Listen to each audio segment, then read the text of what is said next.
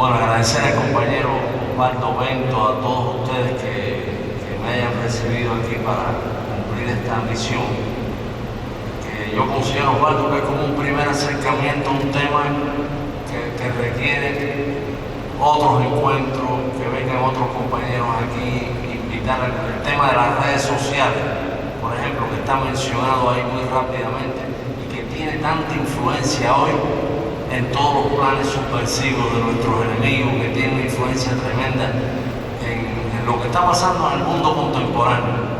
Hoy en las elecciones que están ocurriendo permanentemente en nuestro continente y en todas partes, el papel decisivo de las redes sociales en el tema electoral se ha convertido en una distorsión de lo que llaman democracia total. En las elecciones entre Lula y Bolsonaro, que Lula ganó con muy pocos votos, realmente fue muy reñida esa contienda electoral. El papel de las redes sociales para engañar a la gente, para que la gente rechazara a un candidato como Lula, tan noble, tan realmente implicado en resolver las necesidades de los sectores populares, y para que la gente votara por un fascista. Y Bolsonaro, compañero, tuvo más de 80 millones de votos. ¿Ustedes creen que en Brasil hay 80 millones de ricos? Que en Brasil hay 80 millones de personas de clase media alta. Gente muy pobre votó por el fascismo. Eso es una obsesión de Fidel, de evitar que nos manipularan y que nos condujeran de un lado a otro y a servir nada menos que de respaldo a esa ultraderecha fascista. Bueno, les explico un poquito. Este programa, que se llama Sembrar Ideas, Sembrar Conciencia, que es una frase precisamente de nuestro comandante en jefe. El programa Sembrar Ideas, Sembrar Conciencia para enfrentar la colonización cultural surgió de un grupo de trabajo convocado por el compañero Díaz Canel para analizar los desafíos que teníamos en el campo de la comunicación, en el campo de la cultura, en el campo de las redes digitales. Y nos topamos con este asunto como un tema realmente esencial. Y encontramos advertencias de Fidel, ya vimos una de ellas, del propio Raúl y del compañero de Canel también, sobre los peligros de ese fenómeno que, como decía el video, Frei Beto le llama globocolonización. Crea una palabra nueva que incluye el componente global, porque esto es una amenaza sobre todo el planeta, y le llama a este fenómeno globocolonización Frei Beto. El hecho es que una de las cosas que debatimos allí y que está incluido en el programa, muchos de los temas, problemas que encontramos hoy, tienen como telón de fondo esa colonización cultural. Incluso Víctor Fowler, que es uno de los intelectuales que se destaca mucho en ese grupo de trabajo, defiende y tiene toda la razón que el fenómeno migratorio que hemos estado observando, que crece en Cuba y en el mundo entero, pero en Cuba particularmente en los últimos años, gente muy joven vendiéndolo todo para irse del país, incluso para emprender aventuras peligrosas con traficantes de personas, en todos esos jóvenes que, como dijo el compañero de Alcaraz, lo conversaba ahora con Bento ahí antes de empezar, a toda esa gente hay que confiar en que un día regresen, él lo dijo. Es decir, no tildarlos de enemigos, de traidores irreconciliables, sino intentar construir aquel puente, Osvaldo, que Fidel creó en los eventos aquellos de nación y emigración. Nosotros no podemos renunciar a que esa gente que se han ido en medio de esta fiebre migratoria regresen y apoyen a Cuba. Y en estos jóvenes que se van creyendo que van a encontrar un reino dorado con todas las oportunidades abiertas allí, mucha gente se va con esa idea y bueno, y tropiezan con realidades muy duras que están, vamos a decir, influidos por esta colonización cultural. La colonización cultural te dice todos los días, a través de los videoclips, a través de los videojuegos, a través de las redes digitales, a través de las películas, de las series, de los dibujos animados, te dice todo el tiempo que hay un mundo superior al norte, que hay un mundo donde hay gente triunfadora, donde hay abundancia, donde tú tienes todas las oportunidades y que cualquier alternativa a ese modelo yankee es un fracaso. Y mucha gente se cree eso, absolutamente. Porque en el propósito de esta colonización está la idea de que tú desprecies tus orígenes, de que tú desprecies tus raíces, desprecies tu historia, desprecies, vamos a decir, el sitio donde naciste, donde te formaste, su historia, sus héroes. Bueno, ya mencioné ahí, bueno, en el video apareció Fidel en el discurso este de 1998, pero Raúl Castro, nuestro general de ejército, en un mensaje que envió a la Unión de Escritores y Artistas en el 2016 por el 55 aniversario de la UNIAC, él dijo ahí en ese mensaje que la cultura cubana tiene dos amenazas principales: los proyectos subversivos para dividirnos, dice Raúl, los proyectos subversivos para dividirnos, y la oleada colonizadora global. Es decir, él coloca esas dos amenazas sobre la cultura revolucionaria y nos alerta de que son dos peligros que tenemos delante. Bueno, eso fue en 2016. Hemos visto ahora mismo lo de Buena Fe. Estamos viviendo todo el linchamiento mediático de Buena Fe, el intento de boicotear los conciertos, de que la gente con temor a ese fascismo terrible, porque le mandan amenazas a los patrocinadores de estos conciertos, de que les van a poner una bomba, de que los van a... Ayer se hizo una denuncia desde el Instituto Cubano de la Música, muy importante, en una conferencia con la prensa internacional. Y ahí tenemos el intento de dividir. La idea de que como Buena Fe se ha quedado en Cuba y se ha quedado defendiendo los valores del socialismo, los éxitos de Cuba, por ejemplo, en el tema de las vacunas. Ellos hicieron un himno para las vacunas contra la COVID, a nuestros médicos, a nuestros científicos. Eso no se lo perdona. Y el mecanismo que tienen hoy esos proyectos subversivos es castigar al que es leal, castigarlo sin piedad, injuriarlo, tratar de humillarlo. Una maquinaria de generar ofensa una tras otra. Y entonces el que decide vivir fuera de Cuba y sumarse a la maquinaria de la contrarrevolución es elogiado, es adulado, tiene oportunidades. Ustedes, bueno, en aquel juego Cuba-Estados Unidos del Clásico, ustedes sufrieron, los deportistas nuestros. Ahora en los recorridos de los diputados estuve Osvaldo con Pedro Luis Lazo, que nos estuvo contando cómo fue ese partido, no para justificar la derrota del equipo de Cuba, sino para explicar que el clima que se creó allí era imposible concentrarse en el juego de pelota. Gente saltando al terreno, los personajes estos verdaderamente abominables con carteles, a un pelotero de allá que vive allá, a la familia le tiraron cosas, le gritaron cosas. Era un clima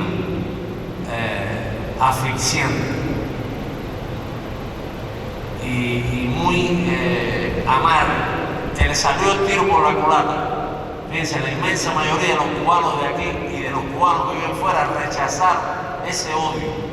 Dice, coño, a nosotros nos acusan de ser extremistas, de no aceptar, y nosotros formamos un equipo con cubanos de aquí y con cubanos de afuera.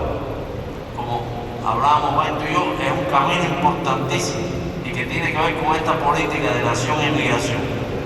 Entonces, ese equipo de cubanos de dentro y de fuera, a la gusanera esa fascista los hizo rabiar, los enloqueció. Entonces hicieron lo posible por desmoralizar a los atletas nuestros, hicieron lo imposible por crear un clima asfixiante de odio. Las redes acompañaron eso, pero realmente la gente rechazó esto, más allá de la política. Además, porque son gente que nacieron aquí, Otaola y esa que le llaman la diosa, que estaba con el pelo vestido de verde detrás de la paya. Toda esa gente son gente nacidas aquí, muchos estudiaron aquí, se formaron aquí en este país y de pronto se han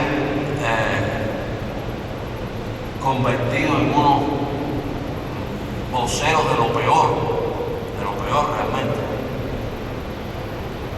Entonces Raúl decía eso en el año 2016, que tenemos que estar atentos a los proyectos subversivos para dividir y estar atentos a la oleada colonizadora global. Y si le echamos un vistazo a lo que ha pasado desde 2016 hasta ahora, hasta este 2023, todo eso se ha multiplicado. Y el componente, el crecimiento del influjo de las redes digitales ha influido en esto, tanto en promover los proyectos subversivos, en los acontecimientos estos, el levantamiento popular, entre comillas, que fabricaron aquí en torno al 11 y al 12 de julio. Las redes sociales fueron fundamentales, absolutamente fundamentales. En medio de la COVID, recuerden aquella etiqueta SOS Matanza y después SOS Cuba. Era para crear Cuba para la calle, Cuba Estado fallido. Son todas etiquetas de la contrarrevolución que se han convertido en algo cotidiano. Y una de las cosas que tenemos que hacer, y ustedes que tienen tanta gente joven valiosa, es promover que los jóvenes tengan una mirada crítica sobre ese espacio de las redes. En ningún momento pedirle a los jóvenes que abandonen las redes, eso sería una locura, un fracaso. Eso no tiene ningún sentido, sino que se instalen en el espacio de las redes a sabiendas que es un espacio donde los pueden manipular, que verifiquen la fuente. De pronto les llega una noticia escandalosa, bueno, verifica antes de replicar la noticia, antes de darle me gusta, antes de compartir. Una distancia crítica, una distancia de análisis, porque las redes no te invitan a pensar, no te invitan a reflexionar, no te invitan a analizar, te invitan a reaccionar con indignación muchas veces, porque manipulan la información y manipulan las emociones. Fidel hablaba del reflejo condicionado, que te crean reflejos condicionados. Y lo decía antes de las redes. En el 2005 Fidel hablaba de cómo la maquinaria esta de dominación cultural te crea reflejos condicionados.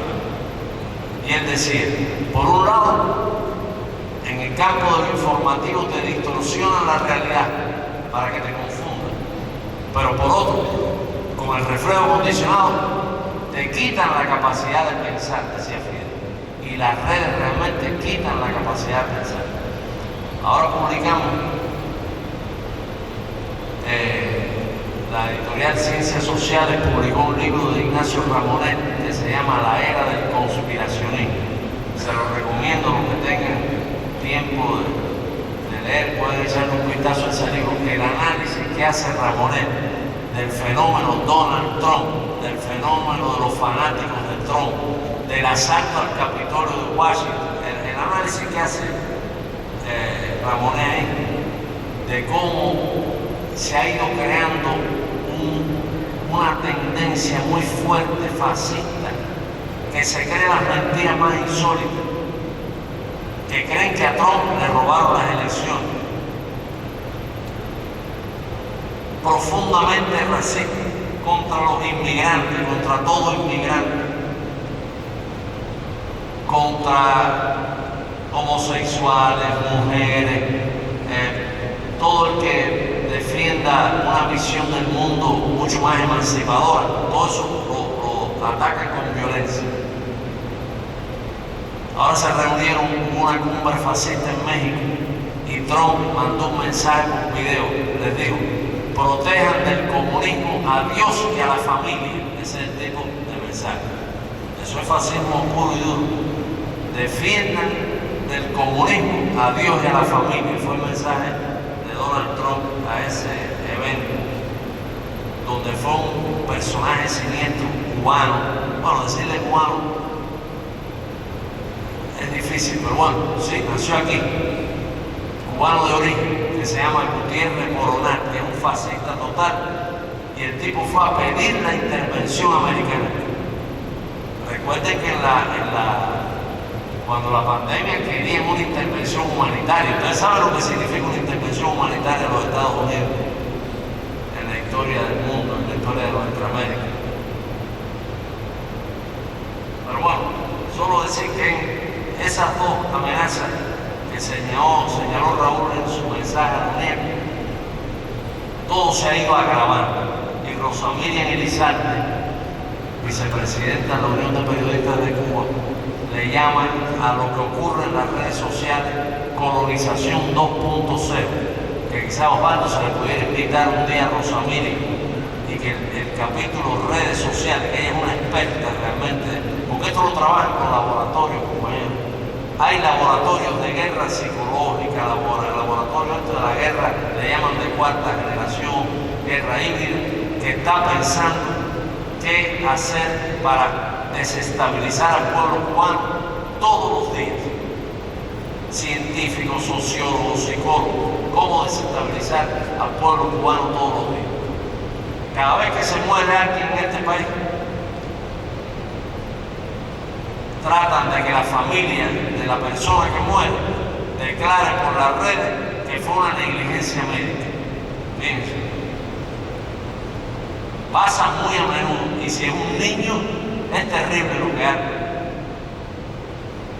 Es terrible. Recuerden aquel matrimonio que se les murió una hija, al parecer por una vacuna, algo que le pusieron que estaba vencido. Un error gravísimo. Pero bueno, se prestaron para hacer declaraciones terribles, para que los premiaran con una visa a los Estados Unidos, y fueron ya. La idea es que la gente desconfíe del sistema de salud cubano, es decir, desconfíe de uno de los pilares de la obra revolucionaria, su sistema de salud. Continuamente, eso es así. Y esos laboratorios están generando contenido todo el tiempo para la red, todo el tiempo, sobre los dirigentes de Cuba. La idea de que el bloqueo es un pretexto, eso lo repiten, que Díaz-Canel dice: bueno, quítennos el pretexto. La idea de que estamos usando el bloqueo de manera retórica para encubrir nuestros errores, nuestras deficiencias.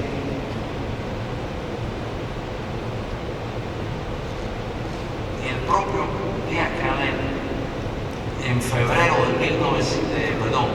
2019, 24 de febrero de 2019, cuando fue a votar en el referendo de la nueva Constitución, Díaz-Canel se refirió a la guerra cultural de los Estados Unidos contra los procesos progresistas en América Latina.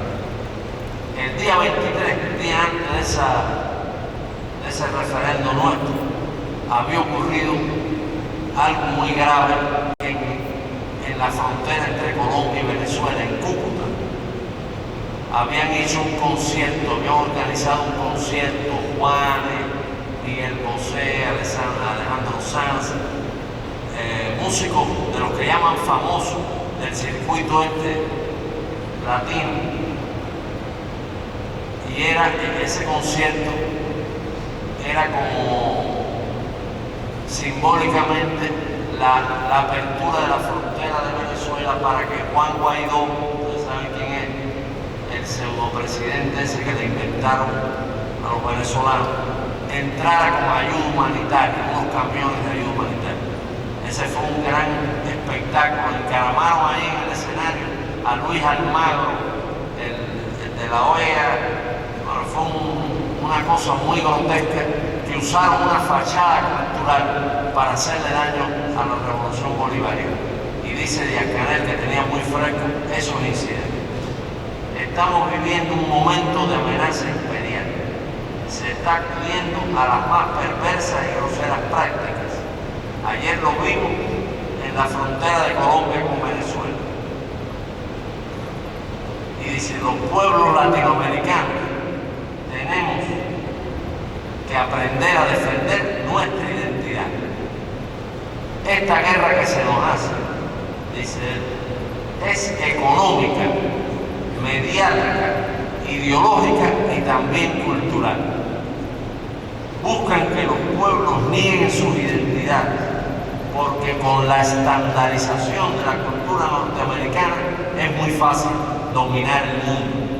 Si Díaz-Canel nos hace una alerta fuerte sobre cómo esa estandarización quiere decir que homogeneizar todo, arrasar con la singularidad de cada pueblo, con la identidad de cada pueblo, y que eso ayude a que la gente acepte la dominación imperial.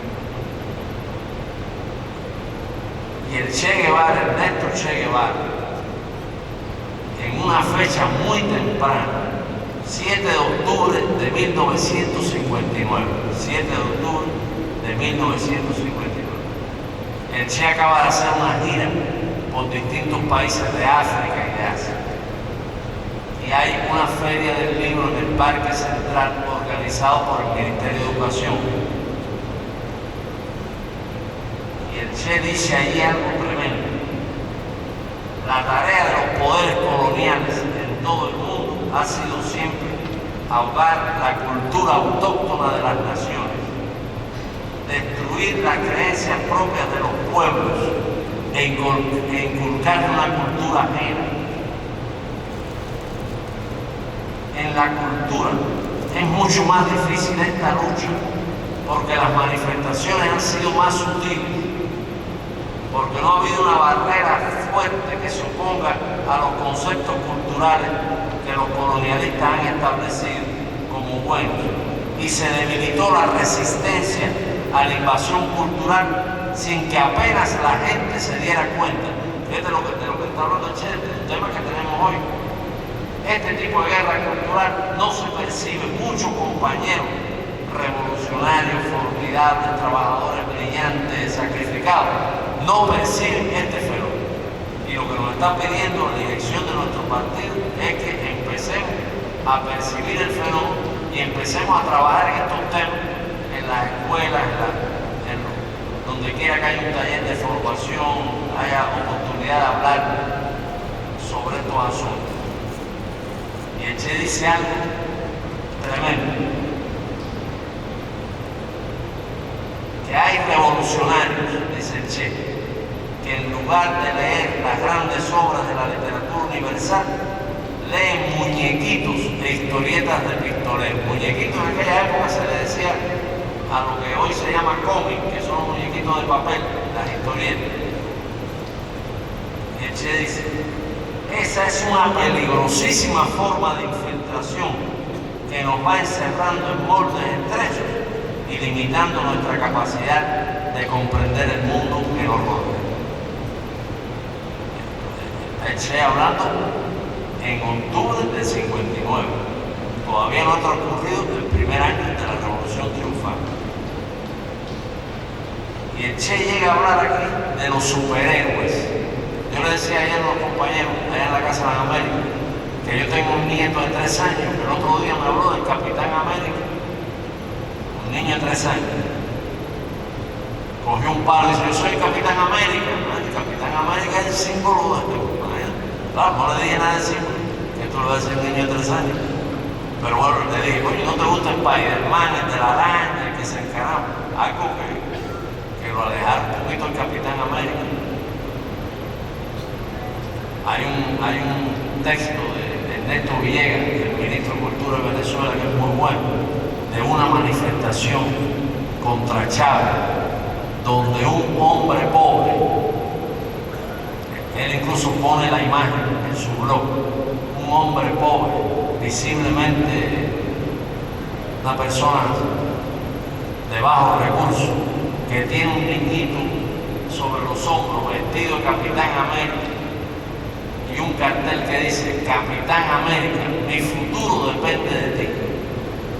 Tú dices, coño, mi futuro depende del Capitán América. ¿Qué es lo que está pidiendo la invasión americana? Tú no sabes, pero fíjense, eso en Venezuela. La contrarrevolución venezolana usa los símbolos de la industria esta del entretenimiento para salir a manifestarse. Se visten de personajes de la Guerra de las Galaxias, utilizan, es muy interesante eso culturalmente. Se convierten como en armas de lucha contra el chavismo, contra el socialismo, contra las ideas de progreso, esos personajes. Sí, increíble esto. Habló de los superhéroes en ese discurso. Él dice: frente al gran estímulo colectivo que impulsa a nuestro pueblo en el empeño de llevar adelante la reforma agraria y otras obras vitales de la revolución, surgen los ejemplos de esos seres superdotados, los superhéroes, que pueden hacer las cosas más estrafalarias con un mínimo esfuerzo. El Che piensa que el empeño colectivo que estamos proponiendo en la nueva Cuba del 59 encuentra una especie de obstáculo en esos superhéroes.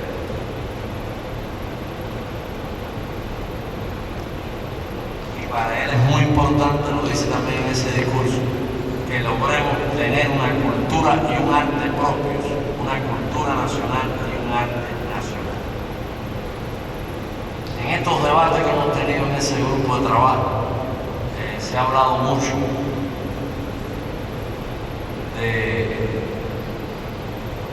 del papel que tuvo, que desempeñó el derrumbe en la Unión Soviética, en el socialismo de Europa del Este, la derrota que sufrieron en la guerra cultural. Bueno, le comentaba yo, Osvaldo, que aquí en este lugar se hizo una graduación de los instructores de arte, donde habló Fidel. Bueno, yo tuve que decir algo, yo era ministro de Cultura en ese momento. La creación de los instructores de arte era una gran batalla contra la colonización cultural. Muchos de los programas de la batalla de ideas tenían que ver con levantar el orgullo de ser cubanos.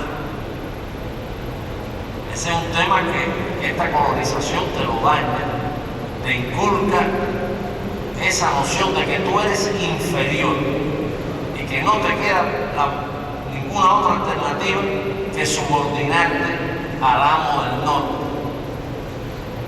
imitarlo, despreciar tu creencia, despreciar tu identidad.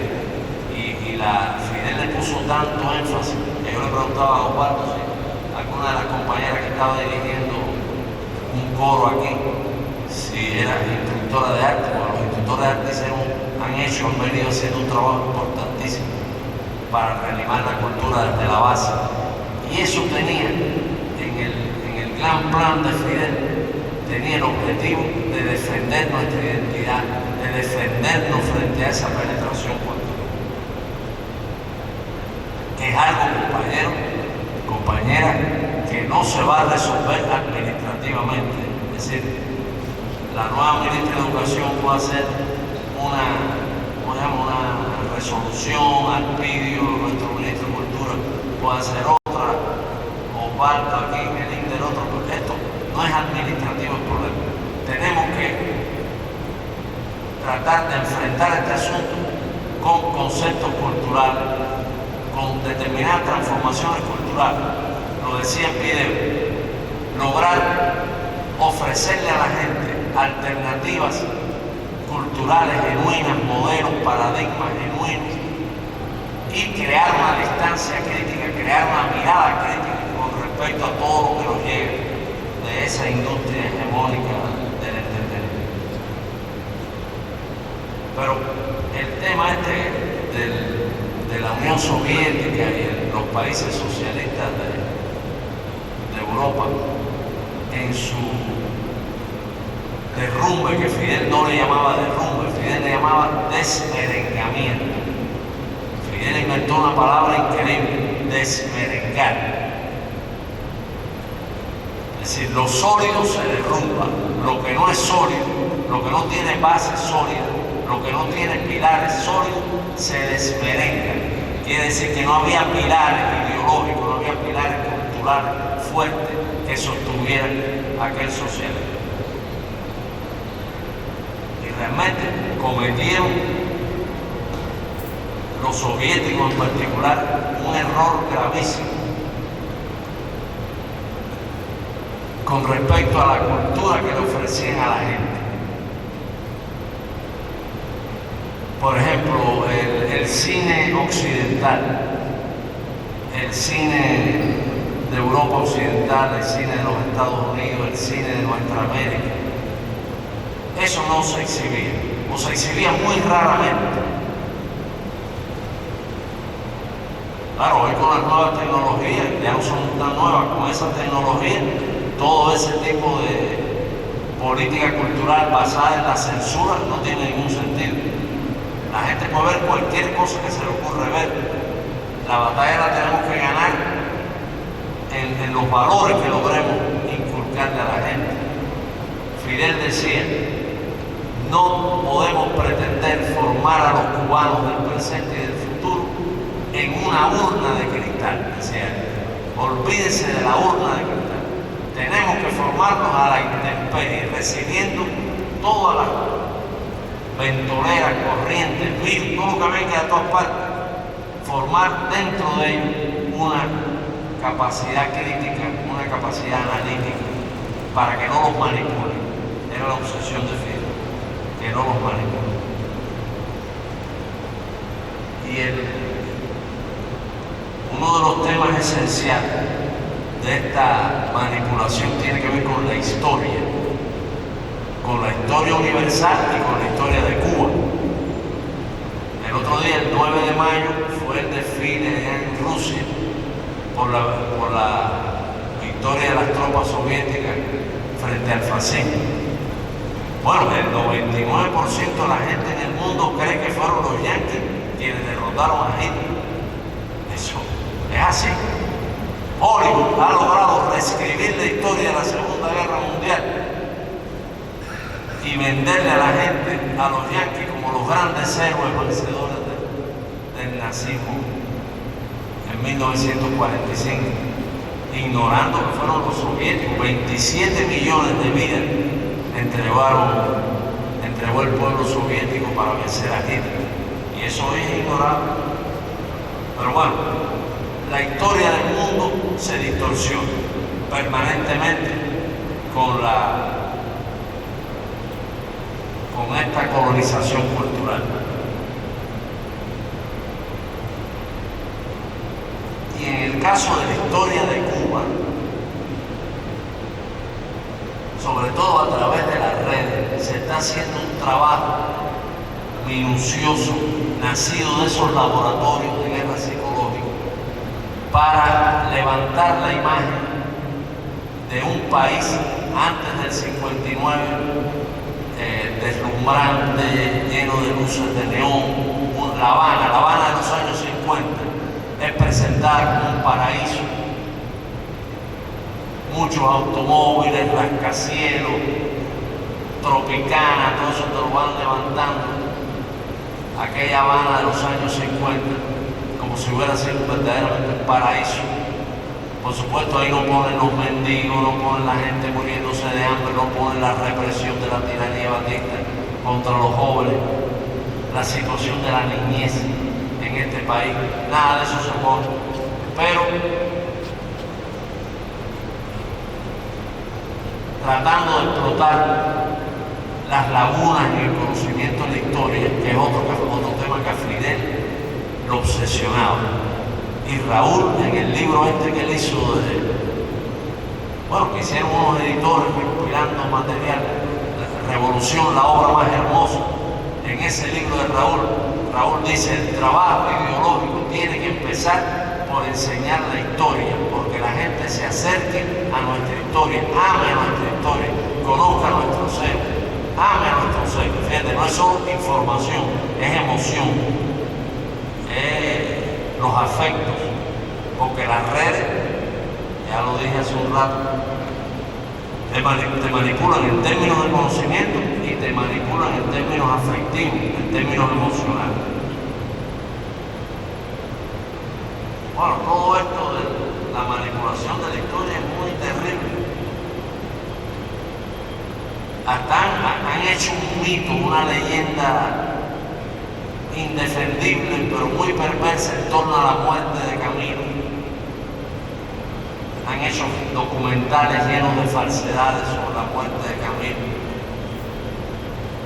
documentales sobre el caso del delator de Humboldt 7, todos los momentos, la causa 1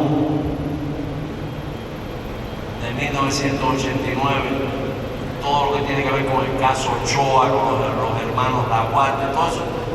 Muchos jóvenes nuestros se están enterando de estas cosas por las redes con una visión totalmente desnaturalizada, distorsionada, siempre tratando de dañar la ética de la dirección revolucionaria. Que la gente dude de que la dirección de la revolución actuó de manera ética, tratan de sembrar esa duda satánica, esa duda siniestra.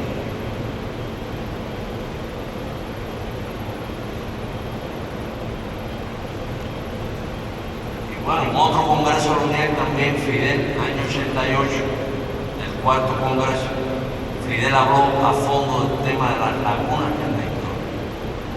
Entonces está el tema de esta oleada colonizadora, cuáles son los héroes que le proponen a la población, en especial a los jóvenes, cuáles son los héroes que esta oleada colonizadora propone. No es Bolívar, no es Martí, no es Fidel, no es Sandino.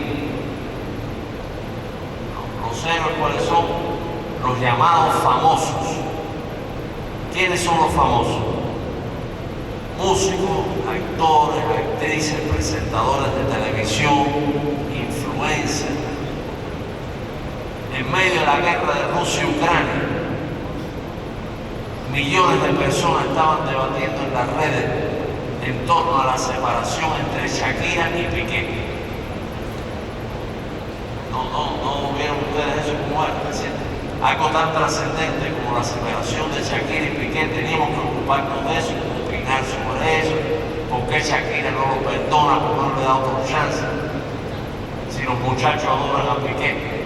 Esa bobería, es decir, que la gente se entregue a la bobería, a nadar en la bobería, es uno de los proyectos del sistema y de la colonización. Ahora, en torno al príncipe de Gales, también a propósito de la coronación del rey del Reino Unido, también los chismes en torno a la familia real, todo lo que sea colateral, todo lo que sea, y esos famosos tienen mucho dinero, y refuerzan la idea de que la felicidad, la realización tiene que ver con acumular dinero. Yo actualicé en Twitter, muchos famosos usan Twitter, otros usan Facebook. Por ejemplo, Justin Bieber tenía hace unos días 112.845.000 seguidores en Twitter. Justin Bieber. Shakira 53.900.000. Rihanna 108.700.000. Katy Perry 108 millones. Entonces busqué un tipo que por su cargo, que es el secretario general de Naciones Unidas, se supone que es alguien que a la gente le interesa lo que opina. Usted le tiene 2 millones. Vaya, Rihanna, un día a las 10 de la mañana, en 10 minutos logra más seguidores que usted. Ese es el mundo de hoy. No porque yo creo que hay que seguir a ustedes, es que señala una tendencia. Seguir a famosos que no tienen nada que decir. Seguir los chismes de los famosos, chismes que muchas veces, incidentes que muchas veces los managers inventan para elevar la popularidad del famoso. Hubo un caso tremendo que se llevó a juicio, quizás algunos de ustedes lo recuerden, de hace algunos años. Rihanna y el marido Chris Brown, otro cantante, tuvieron un incidente y Chris Brown al parecer golpeó a Rihanna. Y un juez, pues el asunto llegó a los tribunales, y un juez le puso una distancia de 50 metros. El tipo no podía acercarse a Rihanna a menos de 50 metros. Una especie de distancia preventiva, le puso una amonestación, no sé si una multa. Y eso fue muy debatido en las redes. La gente decía, coño, ¿por qué ese juez es tan duro? ¿Por qué no lo deja acercarse a 30 metros? Un tipo a 50 metros tú apenas puedes ver. Pero ¿qué pasa? Después, todo eso está fabricado por los managers de estos famosos. Les iban a dar un premio el mismo día, en el mismo escenario, a Rihanna y a Chris Brown, y les iban a dar un premio. Y entonces la propia Rihanna se dirigió a los jueces y les pidió acercarse a 3 metros, que permitieran. Bueno, eso fue una gran discusión en las redes. Coño, que los jueces no sean dogmáticos, ¿qué importa acercarse a ellos? Se quieren, bueno, cosas trascendentes, ¿no?, para el destino del mundo. Y bueno, finalmente el juez concedió eso, pero el debate de los centímetros, metros y centímetros que separaban a Rihanna de su antiguo novio o esposo fue un gran tema en este mundo donde se está acabando el planeta, donde la situación, hay una crisis generalizada. La gente joven, sobre todo, hablando de temas superficiales. Ese es uno de los planes de la colonización. Entretenerte con tonterías que no tienen ninguna importancia. Porque en la lluvia de mensajes que recibe un ciudadano hoy desde las redes sociales, hay una mezcla entre cosas ciertas y cosas falsas, muchas cosas falsas. Hay una mezcla entre cosas de importancia, de cierta trascendencia, y cosas absolutamente pueriles, frívolas. Y es algo que está haciendo daño incluso en la educación. Y este tema de los famosos, por ejemplo. Aquí publicamos un libro de un maestro de secundaria catalán que se llama Illescas, John Illescas. Se llama La dictadura del videoclip. Y John Illescas hace un análisis poniendo argumentos de cómo toda esta maquinaria del mundo del espectáculo ha logrado que los jóvenes negros americanos no se interesen ya por figuras como Martin Luther King, por figuras como Malcolm X, por figuras como Angela Davis, y siguen obsesivamente la vida del rapero, que tienen cadenas de oro, tienen grandes automóviles, muchas mujeres bonitas rindiéndole pleitesía.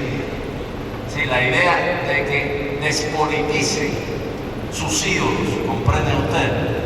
Que se desmarquen de sus antiguos ídolos y que sigan a estos famosos. Y lo peor, que me imagino que es una tarea difícil para los educadores, es que la fama tiene un valor en sí misma.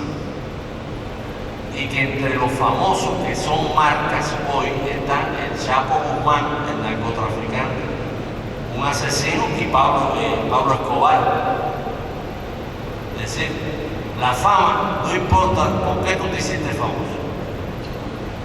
Y el Chapo tiene ahí pullover, camiseta, les dicen marca el Chapo. hay artículos deportivos, marca el Chapo, y un joven compra eso y asume que le da distinción. Las marcas dan distinción, la gente cree eso. Les han hecho creer que una marca les da una distinción. Ustedes, los compañeros que están metidos en este mundo del deporte, saben que hay unas zapatillas Jordan, un modelo que usaba un basquetbolista estadounidense, y todo eso tiene una gran leyenda detrás. Las marcas famosas hacen que el objeto sea muy caro. Sin embargo, la gente hace ese gasto porque le han hecho creer que esa marca les da una distinción particular. Hay un libro muy importante de una investigadora canadiense, Naomi Klein, que se llama No Logo, el poder de las marcas, que está publicado en Cuba también, muy interesante. Ella dice que ya las marcas no venden objetos, venden estilos de vida. Otro tema que está muy presente, ya voy a terminar porque me parece que estoy extendiéndome demasiado. Otro tema es el culto a la belleza física. Es decir, la idea a la belleza física, a determinado patrón de belleza física. En muchos países de América Latina, las muchachas adolescentes le piden a los padres que hacerse una operación de los pechos, para embellecerse los pechos por los 15 años. Ahora está muy de moda afinarse la nariz, quitarse el aspecto afro de la nariz y hacerse la nariz fina. Y hay casos terribles de muchachas quemadas con unas cremas para blanquear la piel. Es decir, esa idea de que la belleza está sintetizada en esos famosos y famosas, y que para parecerte a esas personas sobrenaturales, casi que se les ve como dioses, tú te sometes a dietas espantosas, a cosas verdaderamente insólitas y peligrosas para parecerte a ese tipo de personas. Aquí comentarles una frase de Paulo Freire, que en cierto modo está dicha en el gran pedagogo y filósofo brasileño Paulo Freire. Paulo Freire dice: el gran triunfo cultural del capitalismo es que los pobres se consideren a sí mismos culpables de su pobreza y que nunca le echen la culpa al sistema. Es verdad que ese es el gran triunfo cultural. Si tú no tienes éxito en el capitalismo, te echas la culpa a ti mismo, piensas que has sido perezoso, has sido mediocre en tu trabajo, no has tenido la competitividad necesaria. Nunca le echas la culpa al modelo del sistema. Y algo que nos hizo el tema de los símbolos, nuestros enemigos saben la importancia que tienen para nosotros los símbolos. Recuerden aquellos individuos que profanaron bustos de Martí. Hoy, 19 de mayo, estamos recordando la muerte de Martí. Le echaron sangre del cerdo a los bustos. Bueno, había cerdo en ese momento, parece que consiguieron cerdo, pero bueno, le echaron cerdo a los bustos. Y el tema es el incidente ese terrible a propósito de Halloween, el día de los disfraces, que es una tradición relativamente reciente, que no tiene ninguna raíz en la cultura cubana. Jóvenes cubanos disfrazados de miembros del Ku Klux Klan.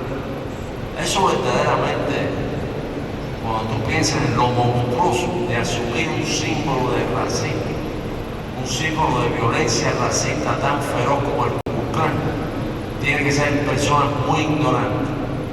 Y en este mundo, como ustedes lo experimentaron, o los compañeros del béisbol lo experimentaron en el partido que nos contó Pedro Luis Lazo, hay un crecimiento de las tendencias fascistas que se expresan a través de la red. Yo lo que creo que a partir de ahora, solo presentar esto, hay un blog, yo se lo puedo mandar, es sembrarideas.wordpress. Es un blog donde está el programa de la colonización, donde hay textos de Fowler, hay textos, está este discurso del Che tan importante, discursos de Fidel, que les puede ser interesante al que quiera profundizar sobre este asunto. Y gracias por invitarme.